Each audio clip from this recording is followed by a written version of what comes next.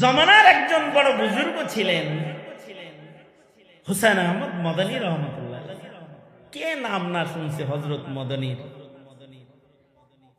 হুসাইন আহমদ মদনী রহমতুল্লাহ একবার ট্রেনে সফর করতেছে, ওনার পাশেই এক হিন্দু ভদ্রলোক আছে।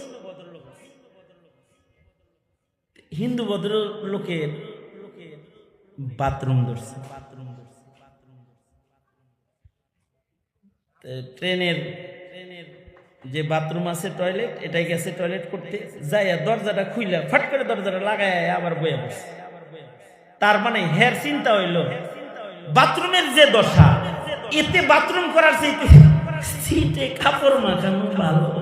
তার মানে ওই জায়গায় করতে গেলে কাপড় নষ্ট হইবার বেশি, এনেই থাকে লাগে কাপড়ে কিছু লাগে বয়ে রয়েছে। কিন্তু সাহস করে তো পড়ছে, ট্রেন তো জায়গায় জায়গায় খালি ধীরে যায়, যাইতে যেতে এক জায়গায় থেমেই গেল এমন জায়গায়। এখন আর হের চেহারা লাল হয়ে গেছে, বাথরুম করতে না পারলে চেহারা লাল হয়ে যাবে না, চেহারা লাল হয়ে গেছে। মদনী এটা দেখছে। হযরত মদনী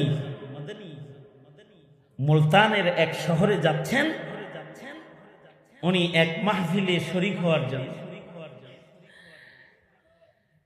তো উনি বাথরুমে গেছেন, যাইয়া পানি ভইরা নিজের হাতে বাথরুমটাকে পুরা পরিষ্কার করছে।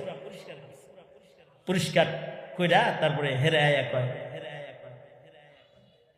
এই সাব আবি যাই বিলকুল ঠিকঠাক হ্যাঁ, এখন যান, ভালো পরিষ্কার। একটু আগে আমি ওখান থেকে আইলাম না, আমি কিছু সময় আগে গেছিলাম, একদম জঘন্য অবস্থা। আমি কেবল আমি আইছি, দেখেন না খুব ভালো, যাক ভালো গেছে। হে তো যায় দেখে বিলকুল সাফ সুতরা সুন্দর। সে যায় আরামে কামটা সারছে। কামটা সারার পরে কামটা করতেছে আর চিন্তা করতেছে, আমি করলাম কি, হে করলো কি।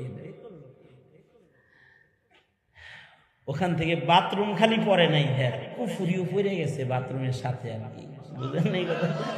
আয়া পাশে বসেই কয়, হযরত আপনি কোন ধর্মের দাওয়াত দেন? ইসলামের দাওয়াত। ইসলাম এত সুন্দর,